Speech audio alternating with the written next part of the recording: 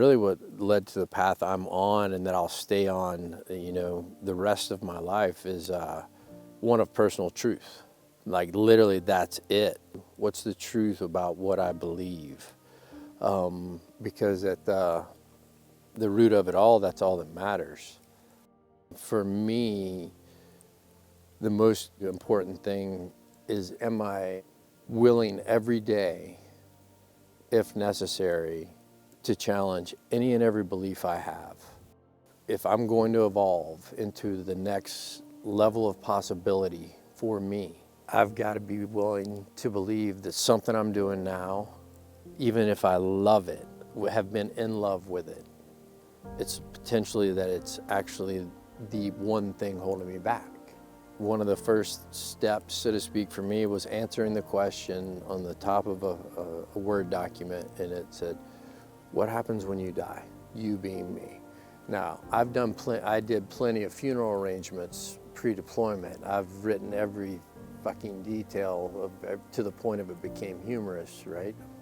Final judgment on the world. This is who gets to read. This is who what to say. Yet that's a much different question for me to answer, like, hey, what happens when I die? Because my theory was that if I could answer that question in full belief, not in theory, like, no, fucking boom, this is what I believe, that everything else would become relatively small potatoes.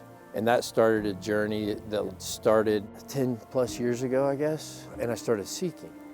And what I was seeking was my truth in everything, not what did Scott believe when he was 27, 30, like, no, now, right now. Where do I stand on what some people call core values, core beliefs, driving factors in my life, right? Because beliefs drive behaviors, so these are the driving factors in my life. What I allowed myself to do was to not be beholden to a fact of the past that is no longer a truth in the present. Because see, the present's different now. And what worked then may or may not work now. Emerson's got a quote. Essentially, the gist of it is like, a man should live so courageous that he's willing to destroy the man he was yesterday each day. That's my North Star to come back to whenever I'm off, whenever the world's against me, whenever I'm scared shitless in business, whether it's finances, right, whatever. I have to remember, it's like, hey man, what do you control? Now, what do you believe, Scott? And so my answer is, what I believe is I'm unlimited human potential.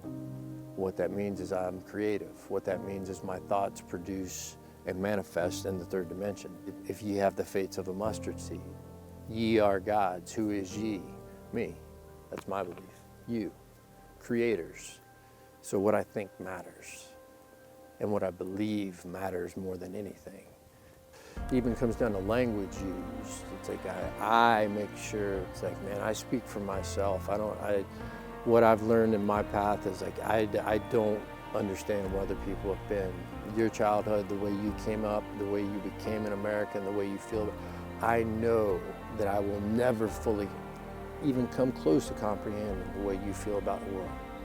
And respectfully, I will not let anyone else tell me how I fucking feel about the world, or what I should or should not do in any given moment, right? To be unaffected by outside input. And watch somebody shaking their skin, just ask them, hey, what do you want out of life? And see how long it takes to get an answer. Like, people realizing, like, it's just because they're not choosing. They're allowing the outside world's beliefs, mindsets, social, cultural norms, whatever you want to fucking blame it on.